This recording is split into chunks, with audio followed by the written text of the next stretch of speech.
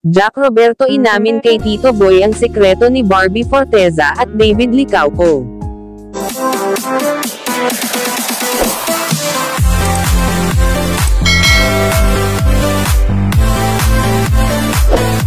Naglabas ng saloobin ang King of Talk na si Boy Abunda tungkol sa nakakabiglang paghihiwalay ng kapuso couple na sina Barbie Forteza at Jack Roberto. Ramdam ni Tito Boy ang sakit ng biglaang breakup nina Barbie at Jack pero bumilib daw siya sa napiling paraan ng aktres para ipaalam sa publiko ang estado ng relasyon nila ng aktor.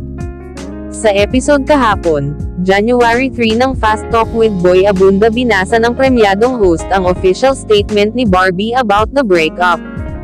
Hiningi rin daw niya ang side ni Jack bago nagsalita sa kanyang programa. 7 years is a long time. Masakit ito pero ang nakakabilib po is pinili ni Barbie to come from a place of love.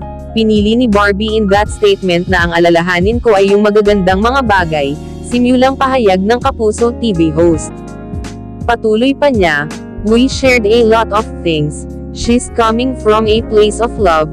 Hindi lang nag-work, pero masakit man, but they were 7 wonderful years. Became who I am today because of that relationship. Nagustuhan din daw niya ang bahagi ng statement ng aktres kung saan sinabi nitong nais niyang matagpuan ni Jack ang pag-ibig na para talaga sa kanya. Nagdesisyon naman si Tito Boy na huwag na magkomento tungkol sa cryptic post ng nanay at kapatid ni Barbie sa social media.